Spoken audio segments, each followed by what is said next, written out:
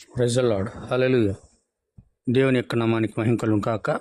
ఈ దినము కొరకే దేవుడు ఏర్పాటు చేసిన దేవుని యొక్క వాక్యాన్ని భయభక్తులు చదువుకుందాం. ప్రకటన గ్రంథం 6వ అధ్యాయం 1వ వచనం. ఆ గొర్రెపిల్ల 7 ముద్రల్లో మొదటి దానిని విప్పినప్పుడు నేను చూడగా ఆ 4 జీవులలో ఒకటి రమ్ము అనే ఉరుము వంటి స్వరముతో చెప్పుట వింటిని.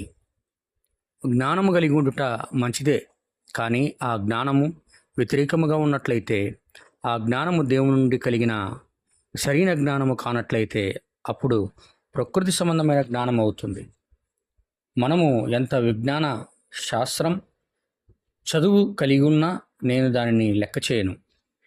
ఏలైనగా అది దయ్యపు సంబంధమైనది. ప్రభు చిత్తమైతే దానిని కొన్ని నిమిషాలలో నిరూపిస్తాను. అది దయ్యమునకు సంబంధించినది. నాగరికత దయ్యము కార్యము.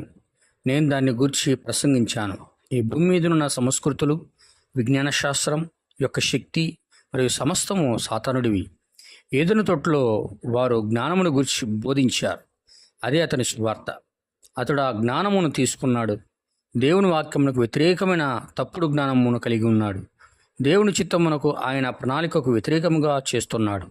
6000 సంవత్సరములుగా అతడు దేవుడు చేసినట్లుగానే చేస్తున్నాడు, కానీ వక్ర మార్గములు చేస్తున్నాడు. వాడు తన సొంత ఏదోను సృష్టించుకొనుటకు వాడు కూడా 6000 సంవత్సరములు తీసుకున్నాడు. ప్రారంభంలో నుండి అతని స్వార్థ అదియే. జ్ఞానము, విజ్ఞాన శాస్త్రం ఎన్నడూ దేవుడు అలాంటి వాటిని అనుగ్రహించలేదు. మీరు ఒక్క నిమిషం గమనించాలి. అతడు లోకజ్ఞానము కలిగిన వాడు కనుక ఈ పని చేశాడు. మరియు ఈ సంగతి చెప్పుట కష్టం. నా వల్లనే అనుభూతి చెందుతున్న ప్రజలలో మాట్లాడట చాలా కష్టం. అనేక సంవత్సరములుగా అదే రీతిగా ఉన్నది. కానీ 7 ముద్రలు తెరవబడినప్పటి నుండి, ఆ పర్వతము దగ్గర ఆ దూతలను కలుసుకున్నప్పటి నుండి ఇది నూతన గ్రంథమైంది.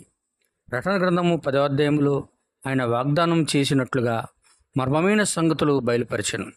మనము ఈ సంగతులను చూచి దాన్ని గ్రహించుటకు దేవుడు మనను ఎన్నుకొన్నందున మనం ఈ భూమి మీద ధనులము. ఒక శరీర సంబంధి కల్పనా కథలు కావు.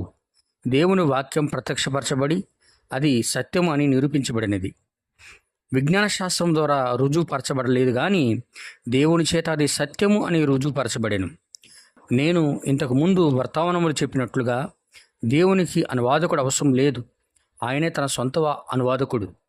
ఆయన జరుగును అని చెప్పినట్లయితే అది జరుగుతుంది. ఆయన దాన్ని నిర్ధారించును, దాన్ని అనువదించును. కొన్ని సంవత్సరాల క్రితం పెంతెకొస్తు వారమైన మనలను ప్రజలు పిచ్చివారని పిలిచేవారు. పరిశుద్ధాత్మ గతించిన కార్యము అని చెప్పేవారు. కానీ నిశ్చయించిన వానిలో దేవుని వాగ్దానములు నెరవేరును అని తెలుసుకున్నాం. ఇప్పుడు మనకు ఆ వేదం తెలుసు. చూసారా, కొద్దిగా అది బయలుపరచబడుతుంది. ఆ సంఘకాలంలో మరుగుపరచబడిన మర్మములు అంత్యకాలంలో ప్రత్యక్షపరచబడును అని ఆయన వాగ్దానం చేశాడు. ఆయన వాటిని ఇప్పుడు మనకు బయలుపరచను. మనం అంత్యకాలంలో ఉన్నాం. ఇక్కడ మనం ఉన్నాం. దేవుని రూపాంతరపరచు శక్తి. చదవబడిన వాక్యం ప్రభు దీవించును గాక. God bless you. షాలోమ్.